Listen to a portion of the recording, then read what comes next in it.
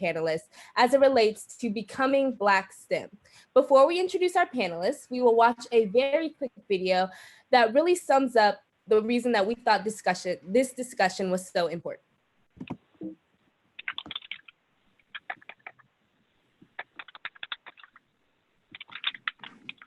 STEM. So I am extraordinarily passionate about helping as many of our young people as possible to gain an interest, to maintain an interest, and ultimately to pursue a career in engineering, because we can't afford any more accidental engineers. We have a frightening shortage of young people who are interested in science, technology, engineering, and math in this country. And one of the reasons I think that they're not interested, that they're not clamoring to go into this amazing field, is because they also don't know how rewarding, how much fun, and what a difference you can make in this amazing career. So I think we all have to shout it from the rooftops. STEM is an awesome career. We've got to tell everybody that we can. We've got to tell our stories. We've got to make STEM come alive for our young people. And if you don't have a story, you can tell mine. All right, so now for the introduction of our panelists.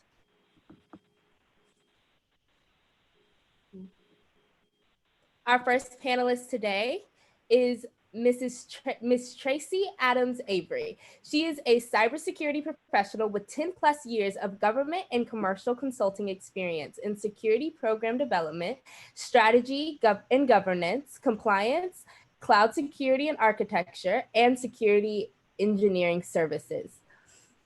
Tracy is also a strong community advocate in education. Her passion for being a conduit for minority students in the pipeline to success in STEM careers has led her to create the nonprofit Cybersecure Kids. Her nonprofit focuses on providing opportunities to underrepresented groups and developing the next generation of cybersecurity professionals. Thank you so much for being here. Our next panelist is Dr. Dr. Aaliyah McGee. Dr. Aaliyah McGee graduated from Louisiana State University in 2009 with a Doctor of Veterinary Medicine degree. She completed an internship at Purdue University in 2010 and went on to complete a residency in cardiology and a Master's of Science veterinary medicine in 2013 at Purdue University as well. Her professional interests include dilated cardiomyopathy, congenital cardiac diseases, and interventional cardiology. She has moved to Albuquerque with her mixed breed dog, Daisy, and her standard poodle, Colin. Thank you so much for being here.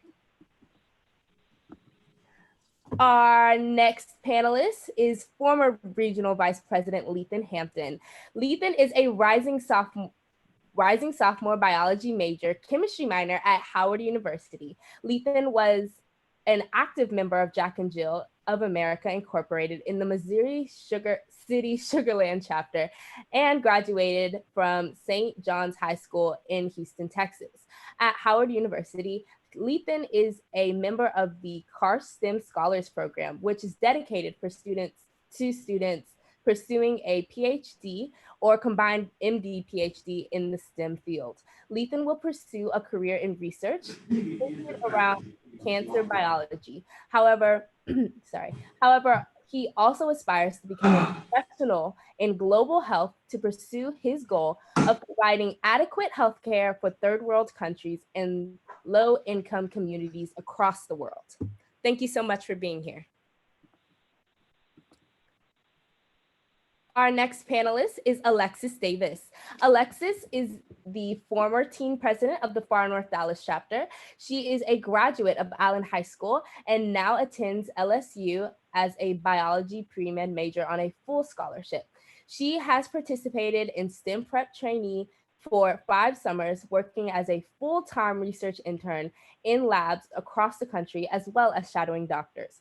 Alexis is a member of the Black Student Union, NAACP, Med School Admit, and currently serves on the membership committee of the Minority Science and Pre-Professional Society at LSU. Alexis's interests in the field of science has merged with her desire to serve others in ways that have immediate impact and promote a legacy of positive change. Alexis's goal is to provide high quality, unbiased care to decrease the disparities people of color face due to the lack of access and subpar medical care. Thank you so much for being here. But last but certainly not least, we have Kaylin Thibodeau. Kaylin Thibodeau is a 2018 graduate of the historic Houston chapter of Jack and Jill. Upon graduating high school, she received her Associates of Science from Houston Community College. Kaylin is now a junior at the University of Texas at Arlington, majoring in biomedical engineering with a focus in cellular tissue engineering. Since becoming an alumnus of Jack and Jill of America, Kaylin has served on numerous committees and executive boards, including Health Committee for NAACP, Program Committee for Genetic Engineering Society, Community Service Committee for Women of Gold, Secretary of the Biomedical Engineering Society, and Social Events Coordinator for the Society of Women Engineers. On top of all of this, she has also maintained a part-time job and excelled in her studies. Thank you so much for being here. All right. So as we begin our discussion, teens, you are welcome to unmute yourself if you have a question you would like directed to the panel. The chat will also be monitored by RTT Wilson. So if you have any questions, feel free to put them there as well. So we are gonna go ahead and stop sharing the screen so we can see each other. Let's see if I can. All right. So as our first question for the panel, why did you choose your profession or to study in your field? You want me to ask it right now? Yeah, just ask if you can answer me on this. Sorry about that. Why did you choose your profession or to study in your field? So I think I'll go first. So my major is biology with a minor in chemistry. So originally I was interested in being a dermatologist, but I think I've kind of altered that. So right now I'm pursuing a combined MD PhD, specializing in cancer biology research. So, but I think my main vision is to provide healthcare for third world countries and low income communities. And the main reason why I chose that profession is I realized that there's a clear health disparity within third world countries.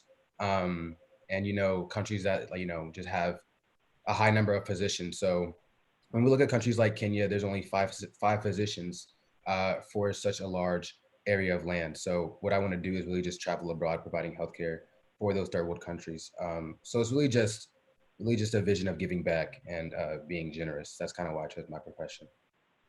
That's amazing. Anybody else?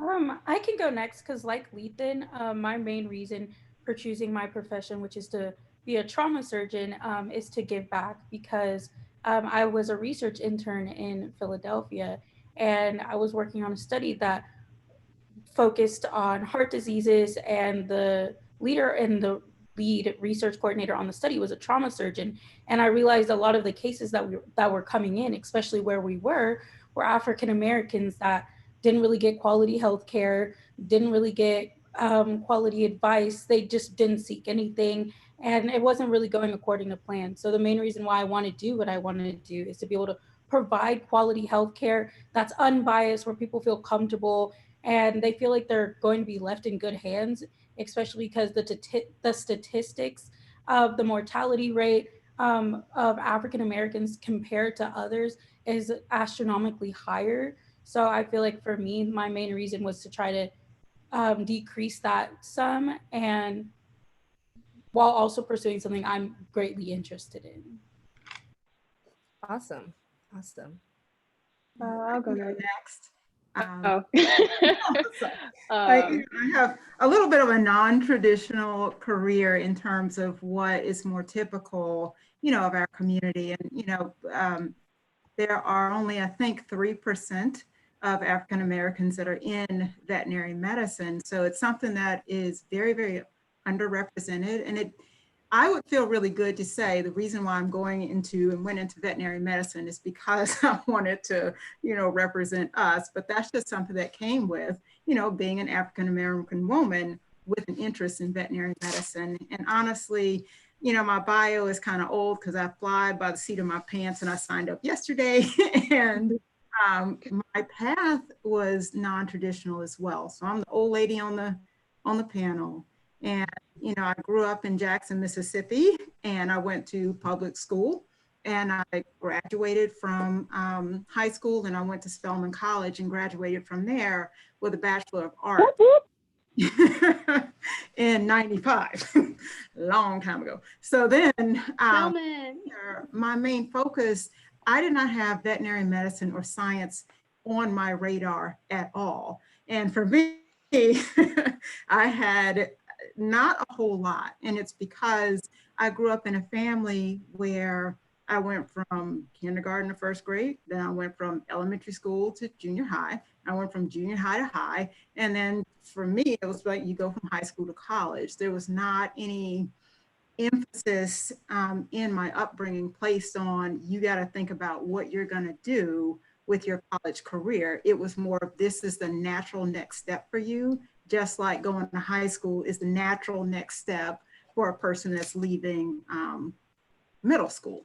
And so when I got to college, I was undecided and had not really considered that, A, you got to apply and they can say no. And then B, what are you going to do with these next 4 years of your life? And so I had a lot of interest. I bounced around a lot. And fortunately, one of the things that I was interested in was psychology and people, but also animals and the human-animal bond.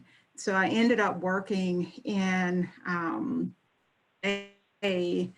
I ended up working in a place where we started being part of the Atlanta Olympics. And in the 96 Olympics, they were bringing in a whole bunch of animal athletes, so horses that were going to be competing in the, in Atlanta, which would be a dramatically different climate, athletically and everything, than being in Europe somewhere or wherever they were coming from. So a lot of research had to go into, is this something safe to do for these athletes? And being a part of that study and seeing that part of what they were studying in the animal athletes was whether this is something that's safe for human athletes as well, to go from a different climate and to come into a hot, humid environment and be able to perform at that same level. So being involved in that, I think first stimulated my interest in animals in general and steered me more into the science side of even psychology. But I finished in a Bachelor of Arts, and then I had a friend that was at Tuskegee, and there was a Morehouse Tuskegee basketball game that I attended, and my friend gave me a tour of the campus, and on that campus was a vet school. And that's the first time that I even thought about it, had seen one. I was peeking in the windows and was just really, really, really emotionally and mentally stimulated by the thought of there's a whole career where this is everything, this is what you can do. And so it was a long time where I got out, I worked, I did other things. And one thing that I can tell you is that, you are not happy with what you're doing if you're always applying to do something else. If you're always looking in the want ads, if you're always looking for the next step, if you're always looking for, what else can I do with my career? It kind of tells you that you're not super satisfied with where you are currently. And that's what I was doing. And so to kind of make a long story longer, I was talking to my father at Thanksgiving, and he said, if you had it to do all over again, what would you do? I said, I would go back to school and be a veterinarian. And he said, I would break my heart is if in 20 years you said this exact same thing. So you owe it to yourself to look into what it takes and to pursue that goal. And that's randomly how I just went into veterinary medicine. So it was something that I think was a passion that I didn't know about until I had some level of exposure. And then that drove basically the rest of my career all the way to where I am now. Amazing. Quite the story. Quite the story. Hey everybody, I'm Kaylin. So for me, trying to choose biomedical engineering, it wasn't my initial thought, because I was trying to figure out as a junior in college, okay, what am I going to do in life? I was having that question while in high school. It happens. That question, you ask yourself that at any moment in time, whether it's a freshman in high school, freshman in college, or you're already near the end and still trying to figure out what you're going to do. It's okay, whatever stage you're in. But for me, I started off wanting to do biology and chemical engineering. I was like, all right, I'll do biochemical engineering. I didn't know biomedical engineering was even a thing. So because I was at a school where I can get my associate's degree, we had an academic advisor similar to what you would get at college and universities. And so my plan was, oh, well, you want to get an associate's of science so that way you can prepare to go into biomedical engineering. And at first I was like, I don't want to go into medicine, because I didn't know what biomedical engineering entailed. So once I actually learned more about it, I realized that to fulfill what I felt was my purpose in life was going with biomedical engineering, because it was not just doing medicine. You don't have to go into going to be a doctor. With biomedical engineering, it's just like any other engineering degree. You can go into anything that you want to go into. So in my case, I want to use my degree and my career path. I want to get all the schooling I can, master's, PhD, all that stuff, because at the end of the day, I need to make sure that I know everything that I need to in my field, so that when I go and help other people, I don't sound ignorant for what I'm saying. So my goals in life in relation to my career is to start a nonprofit, starting it in the States and then going across the world, honestly, and doing genetic research on minorities. Because one of the major issues that we have in the medical industry is that African Americans and African Americans and minorities as a whole don't really get much help. And one of the major things and issues that we face is oh, well, we're exaggerating it. And I want to be able to change that. I want to be able to change how the cost of some medical treatments are. I want to make them more available. I want to kind of help with other people in creating the policies that we have in order to make sure that everybody is getting the healthcare that they deserve, getting the treatment they deserve, and they're actually getting what they need. And so starting with BME, it's a long road, but I'm ready for it. And if anybody wants help with it, you can definitely talk to me afterwards. Thanks, Lisa. Okay, I think I'm the last person, right? Is there anyone else? And I won't be too long, because I know there's questions, there's a bunch of The comments are blowing up, so. Yeah, I know, I'm there's a bunch of comments, so I'll just quickly answer why I chose my career field of cybersecurity. And I'm actually here representing NSBE today, so the National Society of Black Engineers. So if you guys have questions about that organization, please let me know. But one of the reasons I actually stayed very involved with NSBE beyond college was my career field actually as well. So coming into cybersecurity, I almost kind of stumbled upon it. I went to school, I went to Howard. So Lathan, I went there. Hey. So I went to Howard for undergrad for computer engineering. And then I went to George Washington, also in DC, for computer science for my master's program. And so cybersecurity was really picking up at the time. It was about 10 years ago. And so I just, went on that path. I've loved it. I love how there's so many different avenues that you can go down. I mean, there's so many things within the career field, but just not enough women, not enough African Americans, not enough minorities. And so it's kind of been my mission. I have my own nonprofit, Cyber Secure Kids, teaching about cybersecurity, speaking to young people about the opportunities. I mean, there's actually millions of jobs in my career field that are still unfilled because there's so little expertise in this area. And so, there's so many opportunities. I'm always, preaching about this to anybody who will listen. And definitely this is why I stay involved with NSBE, so I can speak to anyone who will listen about opportunities and great paying careers too. And a career field where you'll wake up and there's an opportunity if you want it. So definitely here to talk to you guys about that. Perfect. Thank you so much, panelists, for telling us a little bit more about yourselves and your stories. So I know that I've seen lots and lots of comments and questions. So we're going to try to get through as many as possible. Sasha, would you like to start us off? Yes, I will start. So one of the questions that I saw was Zaria's question, and it was, do you ever feel pressure to overperform in order to prove yourself as worthy?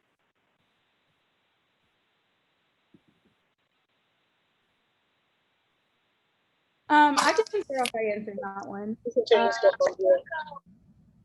For me personally, especially going to PWI, at first going in, I felt like I really had to prove myself.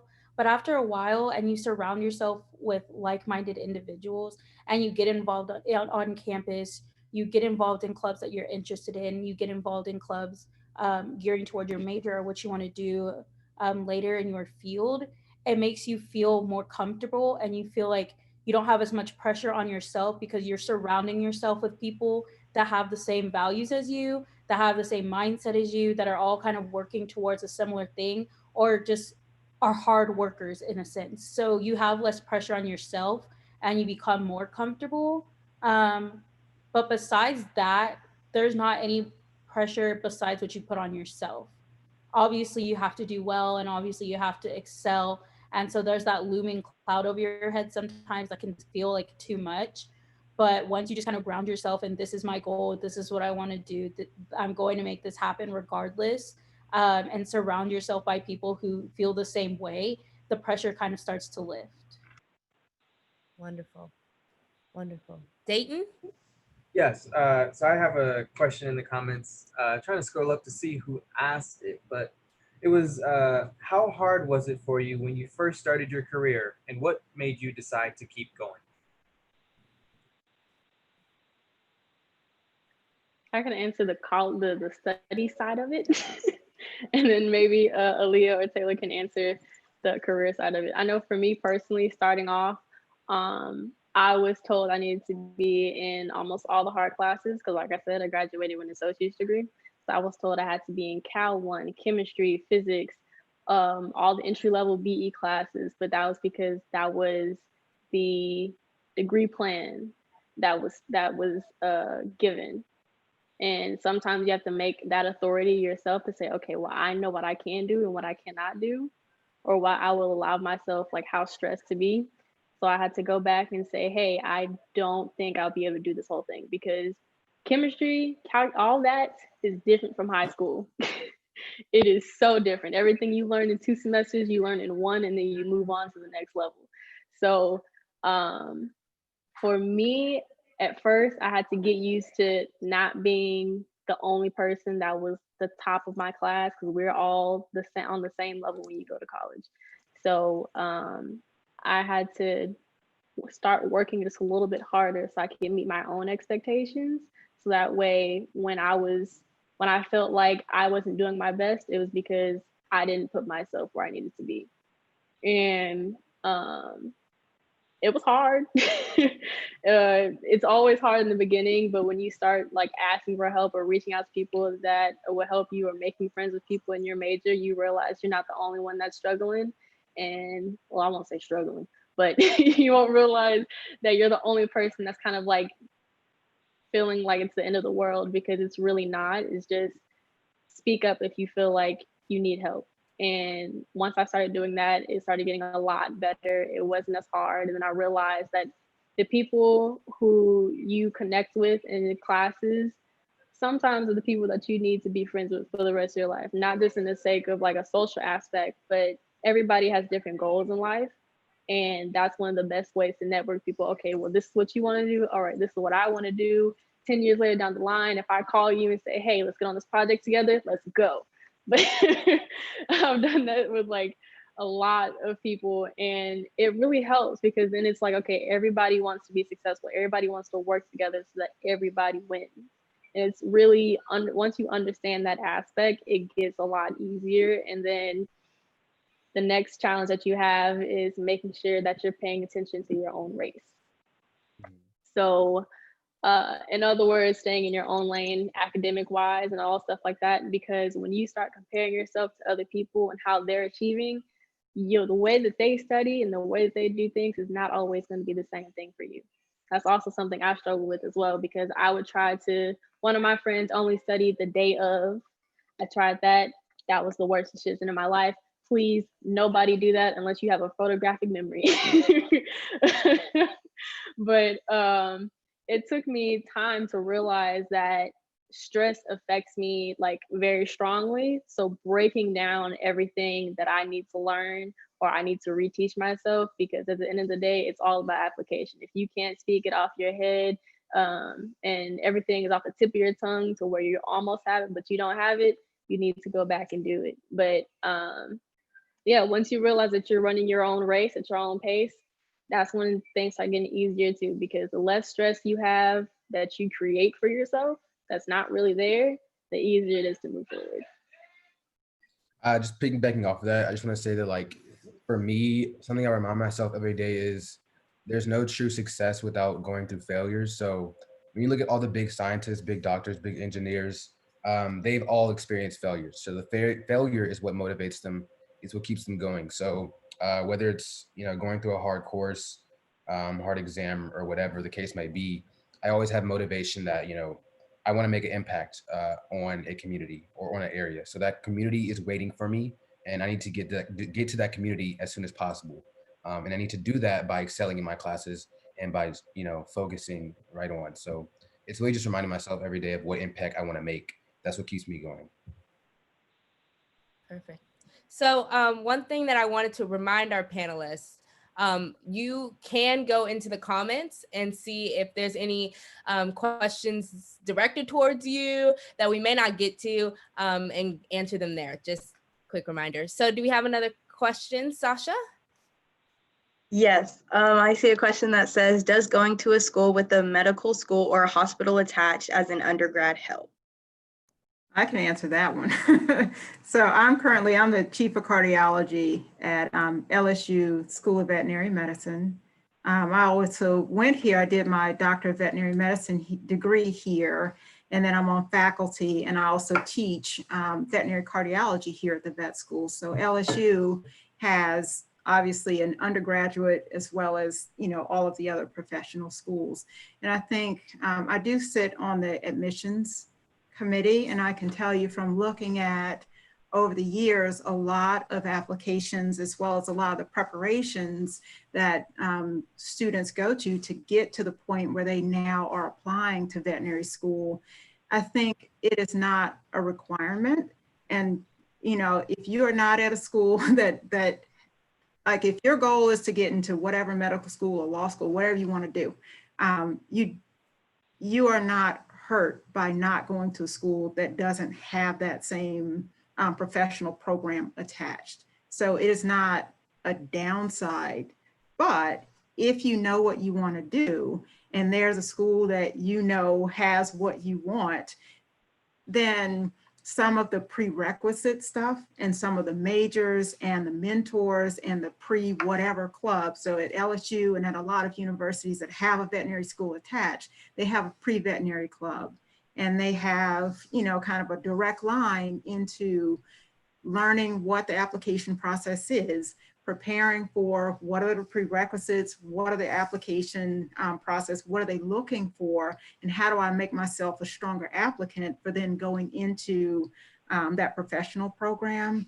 And then in addition to that, some medical schools, and specifically veterinary schools, may have like a 3+1 program where you do 3 years of your undergraduate and then you move right into that professional training program. And the first year of vet school serves as your last year of your bachelor education. And then you move right on along into your Doctor of Veterinary Medicine program. So there are pros and cons. I think if you are a person that says, I was born to do this, I know what I want to do, I've never thought about anything else, and you are very goal oriented in that way, and finding a program that meets your goals as quickly as possible, that exposes you to all the things that are going to make you a really good applicant, is absolutely something you could consider. If you're a person that says, you know, I want to go to XYZ school because this is where my passion is, this is where my support system is, this is where everything else is that I want, and it happens to not have that professional training program as something on that same campus, that should not be a deterrent for you, because the main thing you need to do is focus on making yourself the strongest applicant, and where you came from is not part of that. It's how you performed wherever you were and what you did in your off time, your non-class time, to make yourself a more well-rounded person and a more emotionally stable person, so that when you go into some rigorous training, you have resources, you have the emotional stability, you have the support system, and you have the didactic kind of background that helps you to be successful in your next steps. Great. Great. Dayton, do we have another question? Yes, there is. There is a question of, how does the hype around the difficulty of your job measure up to how it is in the actual life? I guess I can answer that one. So working in IT, in cybersecurity specifically, the hype around it is kind of realistic. I would almost say probably school is more difficult than work sometimes, but then when you get into work, kind of going on a question before, you know, there's some struggle of just adjusting to career life. And that's kind of a difficulty. And then understanding, I hate to say it, because in some areas, others may not have the same thing in STEM, but in tech, you do kind of wonder, like, why did I take all those classes in undergrad when I'm not doing any of this on my job? That's tech, especially if you do like a computer science degree. I mean, you take so many classes, every single math class, so many science classes, and then you're like, oh my God, I'm not even doing any of this. Yeah, but I mean, you make a lot of money for it. A lot of times you end up with tools that do a lot of the things that you probably learned in school. So it's not as difficult in that. But in tech, you are continuously learning. You're always getting a new certification. There's some new technology that comes out that you need to know about. So, you know, that part is like you're never not learning. So that's a big part of it. But I will say, for those of you that do go into computer science, I mean, if you become a programmer, again, you'll have to continue to learn, and you'll probably use a lot of the things you did in undergrad or grad school. But once you get to your job, you're like, okay, now I can relax a bit. I don't have to study all the time, and it's not as hard as school was. Perfect. I love what you just said about how you never stop learning. And I feel like, I mean, correct me if I'm wrong, that's for everything. You just want to learn everything you can. I don't know. I think it was Kaylin who said she just wants to know everything you can. And I think that's such like a useful trait to have no matter what you do. Keeps you employed. Yes, keeps you employed. It's all about employment. Get that job. Okay. Sasha, do we have another question? Yes, I found a good question. Does the support from the professors at students vary between a PWI and a HBCU?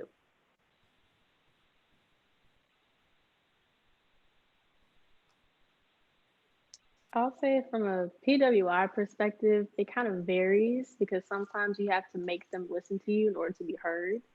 But there are other schools like the one that I'm at now where everybody wants you to succeed. You just have to be willing to talk to them. So like for my biology teacher, I did not think that he was gonna like me because he was really into reptiles and he didn't seem like the type of person that was really available, but it took actually getting over me being scared about being, you know, shook off the shoulder just to say, hey, I need help. Can I meet with you? Can I talk to you about this? And a lot of professors are really cool. And the one thing to remember that I've been told millions of times and still I'm trying to get used to is that professors are people too. We're all humans, we're not aliens. And it just takes, sometimes it takes your own initiative. Other times it takes you just having to continue with that battle. It's very different between colleges. The first one that I went to, I really only got support from my professors and I didn't have support anywhere else. So I had to always reach out to my advisor, always reach out to the dean, always reach out to financial aid, always reach out to those different offices. But going to a different university, everybody's trying to help. So it really kind of is, it's kind of a mystery, but it's better to always try to reach out and say you did instead of trying to figure out if they're actually going to do it, because it's easier to say you did something and it didn't work or it didn't work the first time than saying you didn't try at all and we're just hoping for the best. Perfect. So next, Dayton, do we have another question? Yes, we do. It was asked, how did your respective undergrads open up doors for you to succeed in your career path?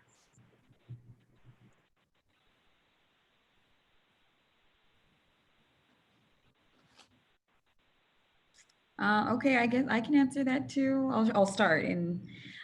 So at Howard, you know, one great thing about Howard, let me big up Howard for a second.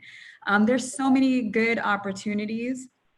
I mean, it's kind of unfortunate too. There was such a small amount of us that were majoring in engineering and so many opportunities that it was like we almost had to turn things down.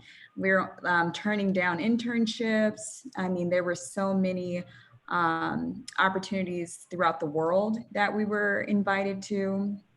I mean, it just opened so many doors. So I interned 2 summers in San Diego. Really loved that opportunity, but decided to go in a different direction. So I was working at a power company. But from that, I was able to present on some work that I had done, some research work in Abuja, Nigeria.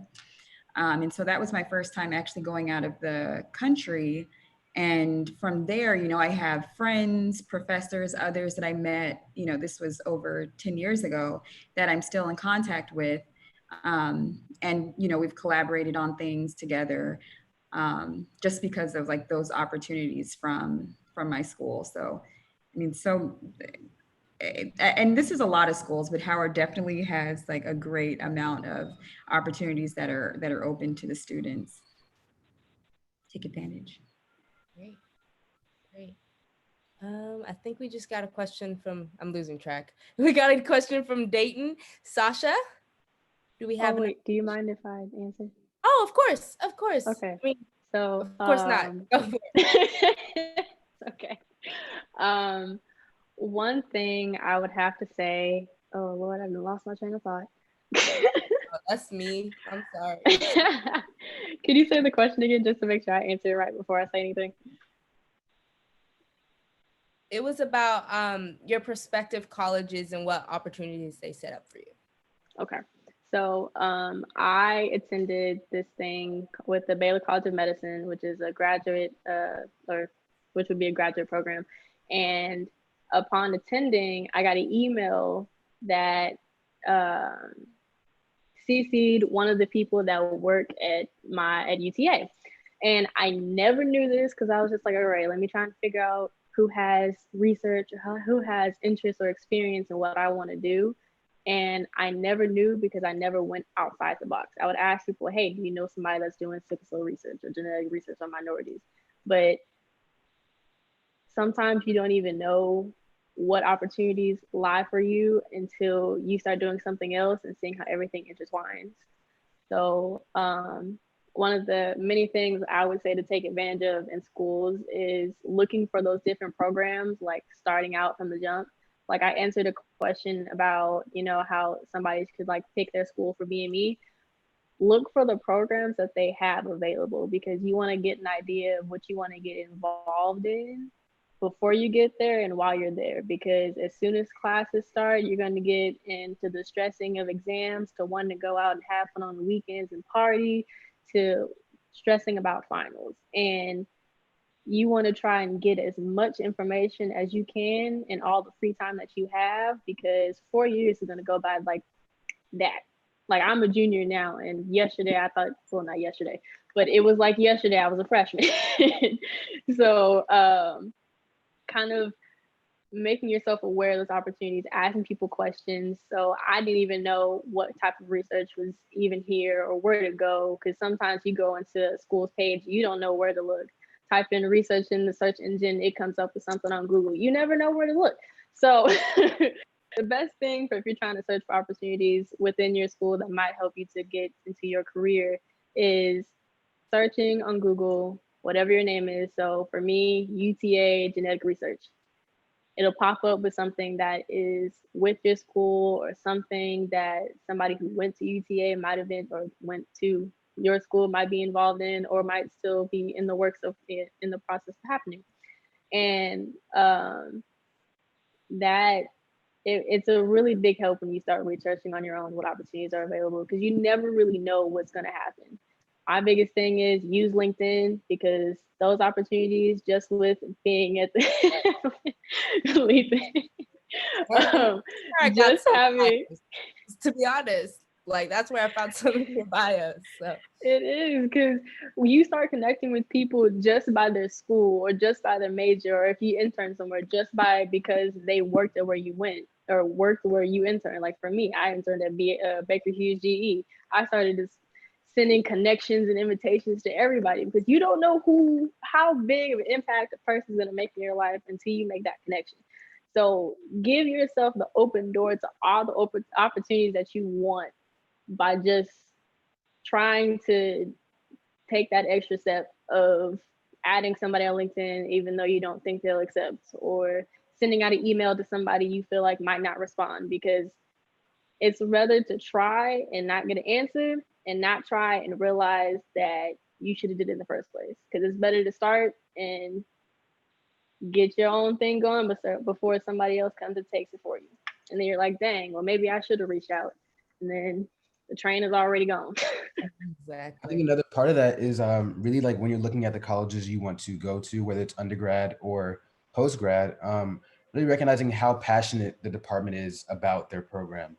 And so for me, coming into Howard, the first thing I did, you know, this may seem odd to you, but I reached out to the department head, the dean of COAS, and the associate dean of COAS, just to talk to them and like recognize that their enthusiasm was like far above mine coming into the program. So the fact that they were excited about one person going into their program, going into their department, their curriculum, that shows a lot about the university. They want to see you succeed. That's another thing about HBCUs. They love to see you defy the odds. Although, you know, society doesn't have a good image of us as Black males and females, the professors and just teachers in general want to see you succeed and defeat the odds and break that stigma, really. So yeah.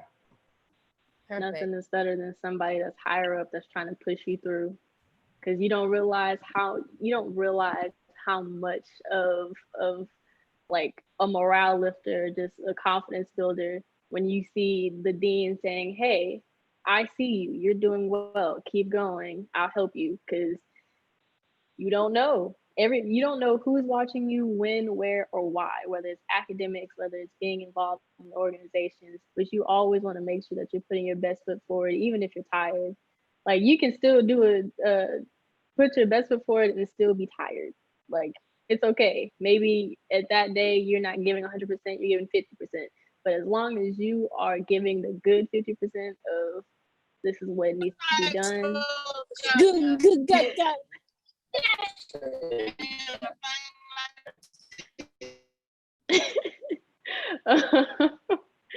But yeah, as long as you're giving enough energy and enough effort to put your best foot forward, you don't always have to be 100%, but always give enough. Always give enough because you want to make sure that whoever sees you, there's, undercover societies that you don't even know that's there that might start giving you scholarships, might start giving you awards, and you don't know. So always making sure that you are at the end of the day doing what you're supposed to do on top of relaxing and trying to find time for yourself and trying to have free time. And so piggybacking off of that, I can't really speak on going to an HBCU because I go to LSU, which is a PWI. But I feel like regardless, you have to come into college with the mindset of setting yourself forward and putting yourself out there. And you have to be willing to reach out to people because regardless of where you are, if you're quiet and you don't really reach out and try to gain information or try to gain mentorship or try to make your own way in a sense, yes, there are going to be people that want to help you, but you still have to accept their help and have to get out of your comfort zone and go out of your own way to build relationships because you just have to get into the mindset of this is something that I really want to do, that regardless, I'm going to make this happen. I'm going to make myself known. I'm going to go to my professors. I'm going to establish a relationship with them because the only thing that can happen is somebody saying no. That's the worst that could happen.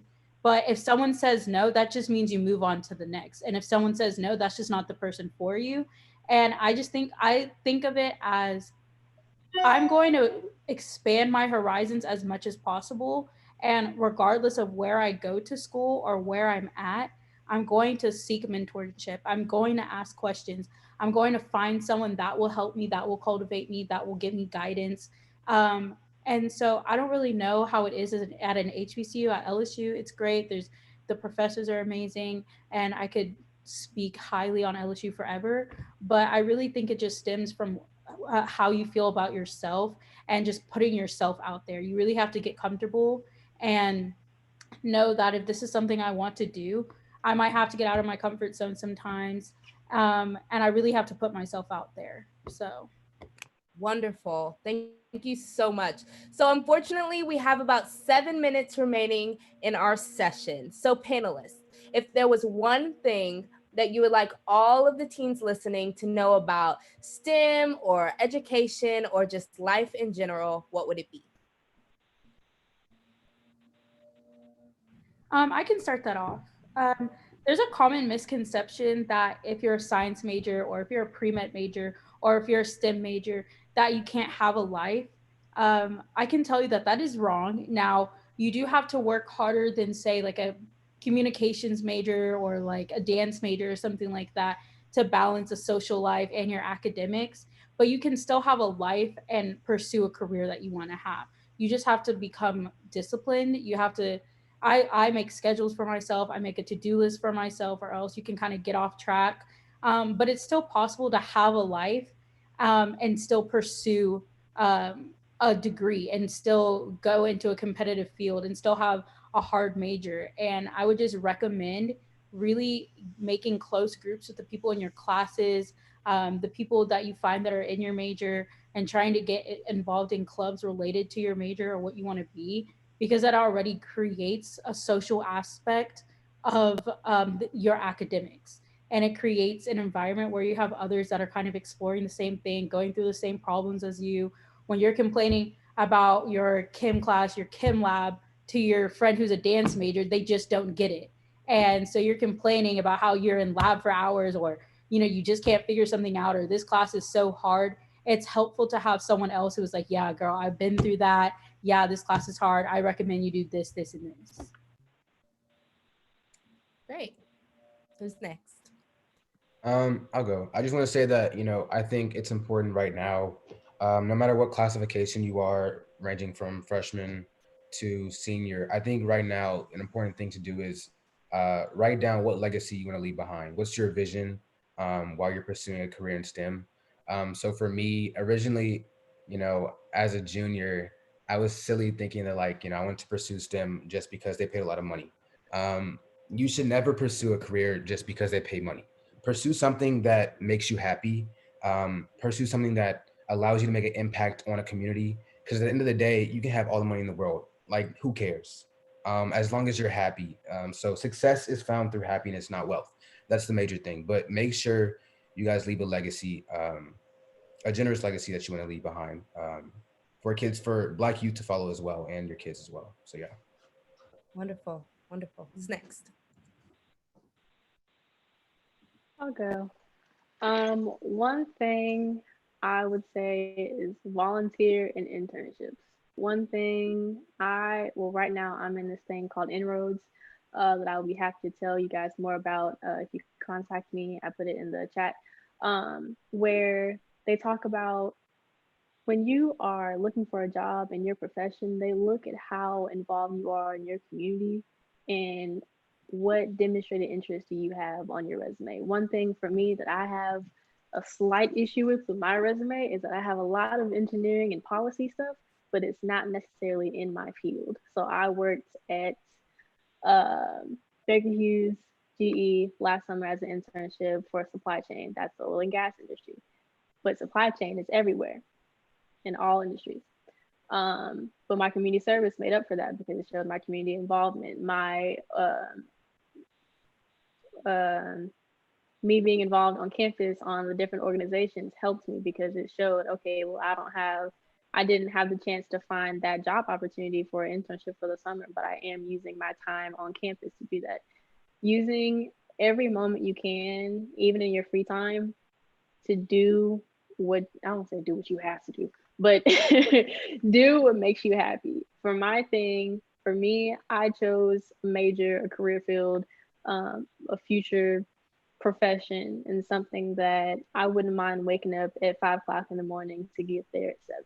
Always find something that you don't mind getting up for, because if you can't get up and get out of bed and go to work, then it might not be the right thing. You want to be able to say, I'm happy for this is what I do, this is my passion, this is my dream. I'm living the life that I want to live with no regrets.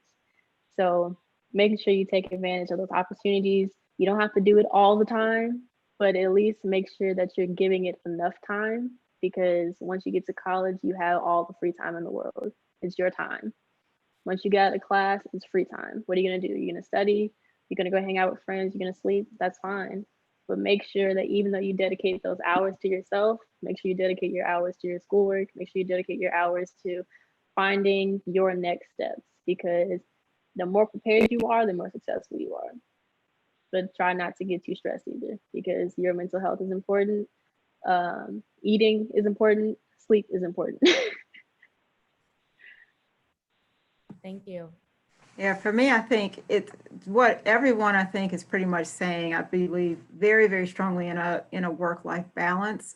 I've always had the approach that I work hard, I play hard, and that's what I tell the students when they're rotating through cardiology. So I do everything that I can to be happy in my work. So what Kaylin's saying about being, you're happy to wake up, you're happy to go and do your job. Most of the time, not every day, because there's certainly those days that are going to be challenging. But also, Alexis, one, I'm here at LSU too. I'm right down the street. So if you ever need anything, go Tigers, I'm right here. But also, I bleed purple and gold.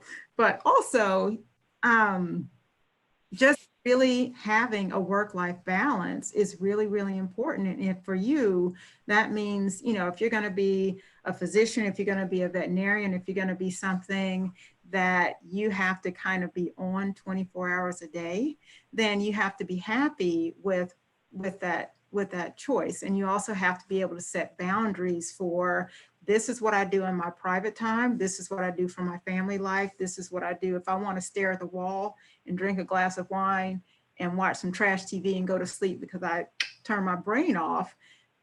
And that's perfectly okay. And you have to accept that sometimes you are not always achieving, and that is important for your mental health, for your personal happiness, and just for that balance. And so if you surround yourself while you're in school, I think what Alexis said about, if you're in a STEM career path, the courses that you're going to be taking are going to have a lot more hours involved than someone that's in an arts path. So every one of your classes, the further you go, the more labs that are attached. And when you look at the number of credit hours for, your biology course is 3 or 4 credits, and then you have this half a credit, 1 credit lab that takes up 3 days a week, and 6 hours of your time. And then your, psychology major friend over here, goes to classes from 8 to 3, and then they're out and they have all this time to write a paper and all this time to go to have restaurants and do all this other stuff, then that kind of becomes a challenge. And you have to always remember what your goals are. You can do anything for 4, 5, 6 years, anything, because the whole rest of your life is what you're working for. And if you put in the time now, then you'll have, the higher you go, the more free time you have in your job, usually, and the more control over your time you have in your job. And then the financial reward for all of the work that you put in is something that you also benefit from. And so, don't think that if you are a person that's motivated by money, that's okay. Be honest with yourself, because you need it, right? If you're a person that's motivated by giving back, and what you're doing to give back also has a financial reward component, then that's going to go into your quality of life. And that's also going to go into what makes you more available with more time to give back to other people. So you just have to identify what's important to you, put in the work on the front end, sacrifice your time and whatever you got on the front end, because on the back end of that is the entire rest of your life that you have control over. Perfect. Thank you. My quick 1 minute is just to say that STEM is cool, and for you guys to think about that. STEM is very cool. And like Miss McGee said, the front end is most important when it comes to STEM, and you guys are at the front end of this.